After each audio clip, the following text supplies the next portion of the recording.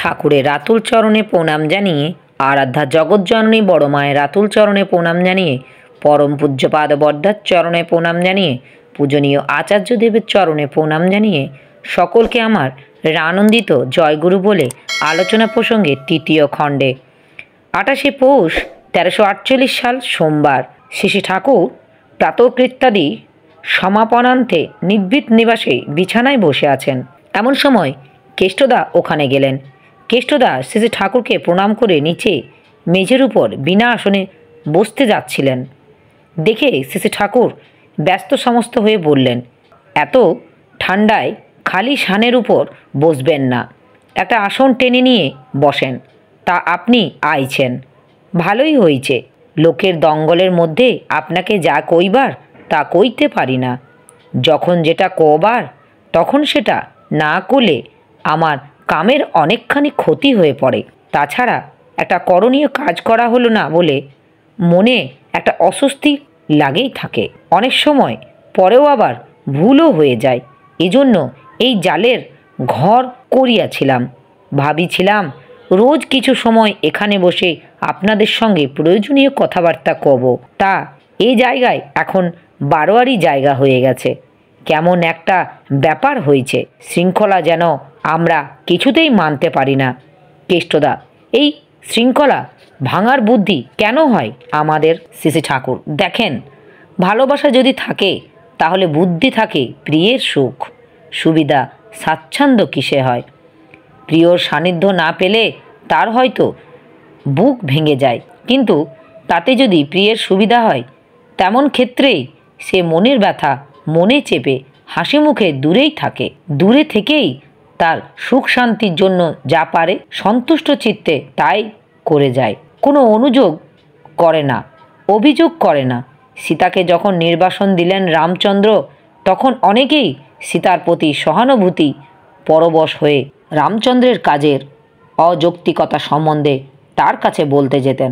তাতে কিন্তু সীতা রুখে উঠতেন, বলতেন আর্যপুত্র ঠিকই করেছেন, তিনি প্রজ্ঞানরঞ্জক রাজা, তার কাজ হলো প্রজাগণের সন্তোষ বিধান।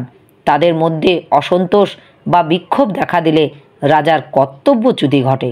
তাই আমাকে বনবাসে দিয়ে তিনি সেই অসন্তোষ ও বিক্ষোভের কারণ নিরসন করেছেন। সহধর্মিণী হিসাবে আমারও উচিত তাকে তার কর্তব্য পালনে সহায়তা করা। তাই আমি সত্যি সুখী, কারণ নির্বাসিত জীবনযাপন করেও আমি আমার স্বামীর জীবনব্রতী উদযাপনে সাহায্য করতে পারছি। তোমরা তার কাজের সমালোচনা করো না। তিনি সাধারণ মানুষ নন, তিনি কখনো ভুল করেন না, অন্যায় করেন না। কি কথা ভাবলেও বুকখানা আনন্দে ফুলে ওঠে। একেই কয় ভালোবাসা। রামচন্দ্রের সঙ্গ ছাড়া হয়ে সীতার প্রাণটা কি করত তা তো বুঝতেই পারেন। কিন্তু দেখেন, কোনোই অনুযোগ নেই, অভিযোগ নেই তার বিরুদ্ধে, বরং তার কাজ সমর্থন করেছেন কেমন সুন্দরভাবে।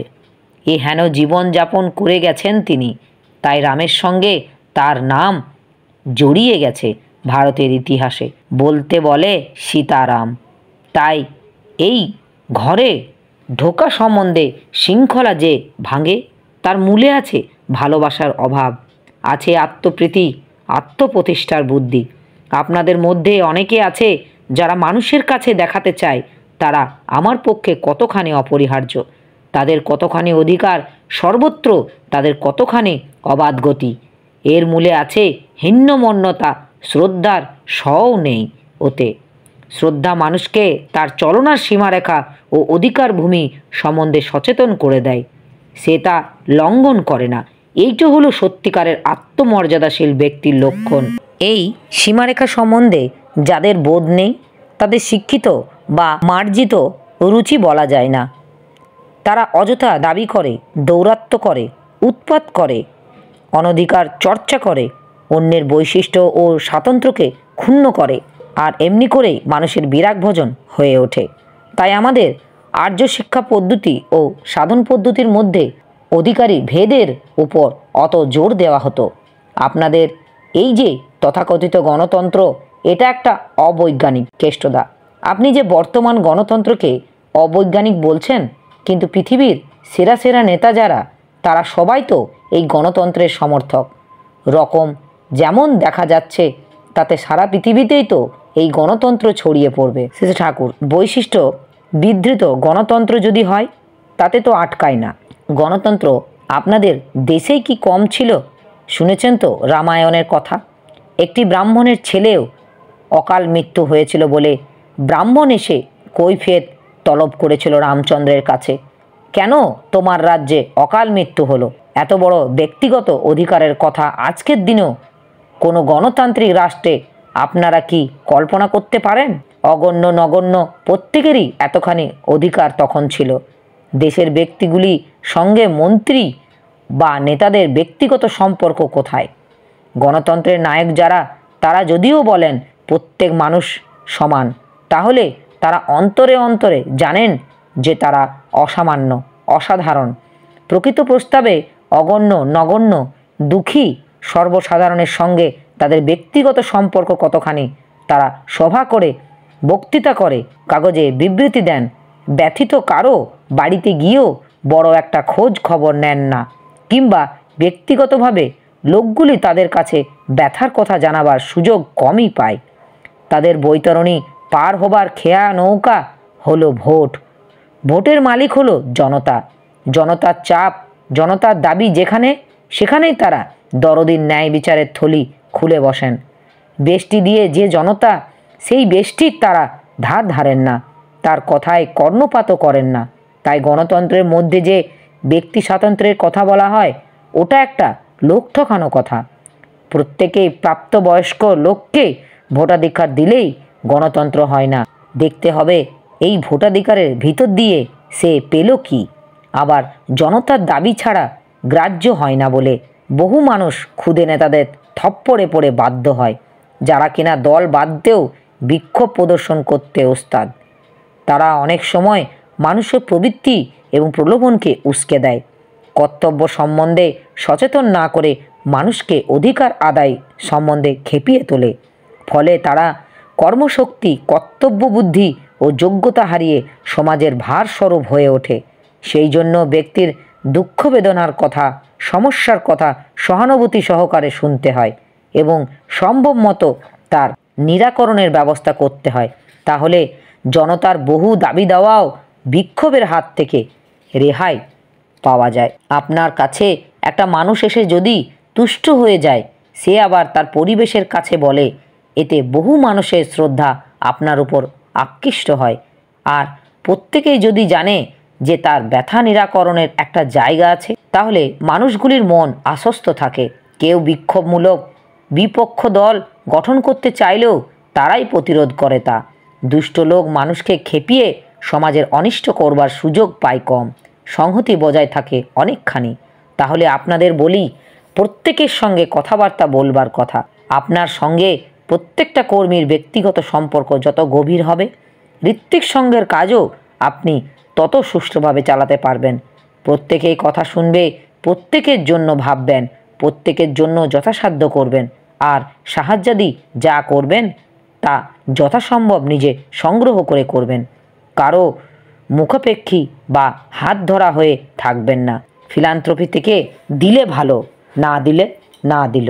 আপনার ভিক্ষা তো কেউ কেড়ে নিতে পারবে না। দেখেন না, আমি কাউকে বিপদ আপদে বিশেষ প্রয়োজন দেবার বেলায় ফিলান্থ্রপি কাছে চাই না। জন্মে অবধি ভিক্ষা করতেই আছি, এই অভ্যাস আমি ছাড়তে চাই না। আমি যদি নিজ দায়িত্ব সংগ্রহ না করি, তাহলে অন্যেও করবে না। এই অর্জুন পটুত্ব মানুষের চরিত্র গঠনের পক্ষে একান্ত প্রয়োজন। এতে মানুষের অভ্যাস ব্যবহার অনেক শুধরে আসে। মানুষের সঙ্গে সম্প্রীতি বজায় রাখতে হয়, মানুষকে সাধ্যমতো সেবা দিতে হয়। প্রফুল্ল দাস। আমরা অনেক সময় মানুষকে সাময়িকভাবে কথাবার্তায় উদ্বুদ্ধ করে যা প্রয়োজন সংগ্রহ করি, কিন্তু তাদের জন্য তেমন কিছু করি না। অন্যের কথা বলতে পারবো না, কিন্তু আমি নিজে এরকম করে থাকি। ভাবি, ইষ্টের ব্যাপার যখন সংগ্রহ করছি, তখন আমার অত ভাববার কি আছে? শ্রী ঠাকুর, আমি যদি তোমাকে কিছু সংগ্রহ করতে বলি, সে ব্যাপারে যদি আমার নাম ভাঙাও, তাহলে তোমার কিছু হলো না। মানুষগুলির সঙ্গে তোমার এমন সম্বন্ধ থাকা চাই যাতে তুমি চাইলেও তোমাকে দেবে, তোমাকে দিতে পেরে আত্মপ্রসাদ বোধ করবে।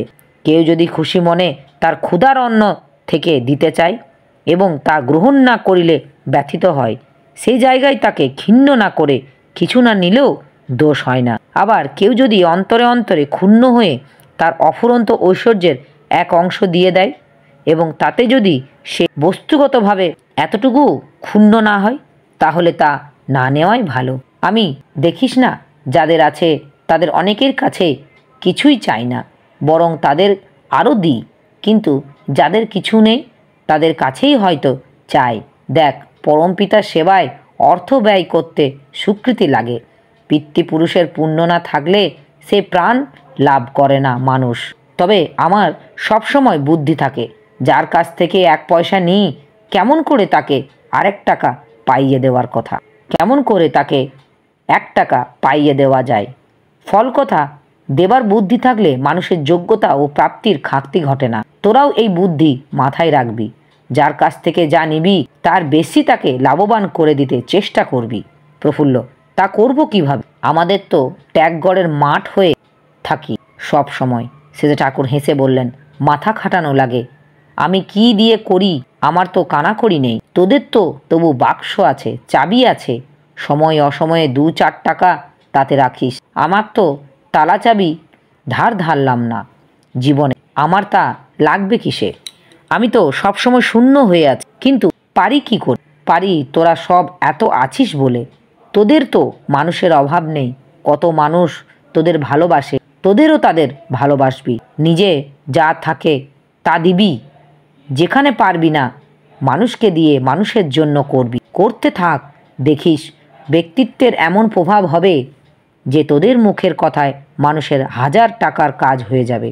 আবার সঙ্গে সঙ্গে বুদ্ধি দিবি, প্রেরণা দিবি, মনের ব্যথা মুছে নিবি, অভিভূতিগুলি কাটিয়ে দিবি, ইষ্টানুরাগ বাড়িয়ে দিবি।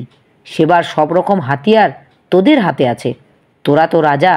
শেষে ঠাকুর একটুখানি চুপ করে থেকে মৃদুমধুর হাসতে লাগলেন। আকুল করা সে হাসি দেখলে মনে হয় অনন্তকাল টুস হয়ে পড়ে থাকি তার পায়ের তলে, আর মাঝে মাঝে মুখ তুলে চেয়ে দেখি তার ওই ভুবন ভোলানো হাসি মুখখানি। প্রফুল্ল বসে বসে ভাবছে, মানুষকে বস্তুগতভাবে লাভবান করে তোলা যায় কেমন করে, কিন্তু কোনো প্রশ্ন করতে সাহস পাচ্ছেন না, কারণ সেজে ঠাকুর যা বলেছেন তা সুস্পষ্ট। সেজে ঠাকুর তখন আপন মনে বলছেন, ধরো একটা লোক অর্থবান কিন্তু মাতাল, মদ খেয়ে খেয়ে শরীর, মন, অর্থ সব নষ্ট করছে। তুমি যদি তোমার সুগঠিত চরিত্রের প্রভাবে, তোমার ভালোবাসার জাদু দিয়ে, তোমার ইষ্টনেশার পরশ লাগিয়ে এবং ওই মদের নেশা ছুটিয়ে দিতে পারো, তাহলে তুমি কিন্তু তাকে পরোক্ষভাবে বস্তুগতভাবে লাভবান করে তুল। তাই সেবা এর কোনো লেখাজোখা নেই। সক্রিয় অনুভূতি থাকলে মাটিচাপা ফোয়ারার মতো নিত্য নতুন পন্থা মাথায় ফুটে বেরোতেই থাকে।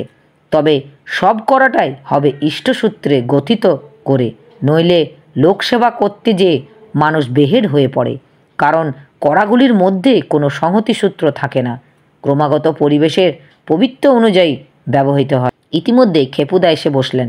খেপুদা খুক খুক করে কাঁদছিলেন।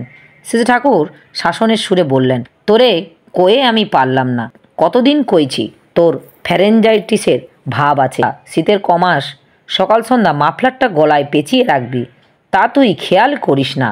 আর আমারও এমন কপাল, এমন একটা মানুষও দেখি না যে তোর পাছে পাছে থাকে, এগুলি করে দেবে। আমার দুর্ভাবনার অন্ত নেই, একটু অবসর পেলেই কত কথা মনে পড়তে থাকে। যা প্যারি, খেপার মাফলারটা এনে দে তো। প্যারিদা ছুটে গেলেন মাফলারটা আনতে। সেজে ঠাকুর, ওষুধ টষুধ খাচ্ছিস তো ঠিক মতো? খেপুদা: হ্যাঁ। সেজে ঠাকুর: তবে প্যারি যে কয় সব ওষুধ ঠিক মতো খাস না?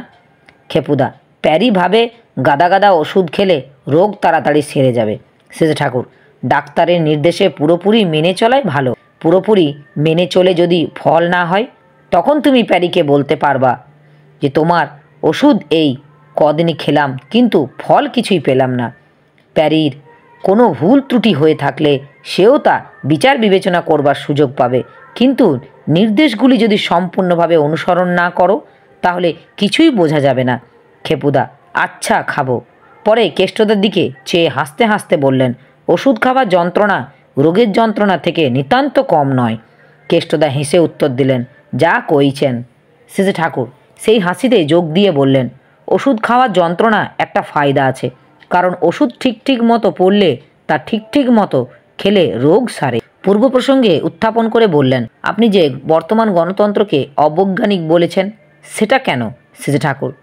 আমি তো বইটই পড়িনি, তবে আপনাদের মুখে যা শুনেছি তাতে এই বুঝেছি গণতন্ত্রের ধারণা সব মানুষই সমান, কিন্তু এই ধারণাটাই ভুল। কোনো দুটি মানুষই সমান নয়। দুটো মানুষ কেন, ভগবানের সৃষ্টির মধ্যে কোনো দুটো প্রাণী বা বস্তুই অবিকল এক নয়। প্রত্যেকটি যা কিছু বিশিষ্ট ও বিভিন্ন। এই বিশিষ্টতা ও বিভিন্নতা না মানাই অবৈজ্ঞানিকের বুদ্ধি। এই হিসাবে আমাদের বর্ণাশ্রম সম্বলিত গণতন্ত্রই কার্যকারী। এখানে প্রত্যেক মানুষেরই অধিকার স্বীকৃতি হয়েছে, কিন্তু প্রত্যেকেই তার মতে করে। বর্ণ, বংশ, ব্যক্তিগত প্রকৃতি ও ইতিহাস ইত্যাদিকে বাদ দিয়ে যদি শিক্ষা, বিবাহ ও জীবিকা ইত্যাদি ব্যবস্থাপনা হতে থাকে, তাহলে বিপর্যয় ছাড়া আর কিছু হবে না। আপনি আমি হয়তো দেখে যেতে না পারি, কিন্তু পৃথিবী যদি বাঁচাতে হয় তবে বর্ণ ধর্মের মৌলিক নীতিগুলিকে গ্রহণ করতেই হবে। আমি এ কথা নিজে হাতে কাগজে কলমে লিখে দিয়ে যেতে পারি। শেষে ঠাকুর চোখ মুখ আবেগ দীপনায় জ্বলজ্বল করতে লাগলো। সকলেই অবাক বিস্ময়ে চেয়ে রইলেন তার পানে। আমার এই আলোচনা প্রসঙ্গে কিছু ভুল ত্রুটি হয়ে থাকলে আপনারা আমায় ক্ষমা করবেন। উপস্থিত দাদা, ভাই, বোন, মায়েদের আমার আনন্দিত জয় গুরু।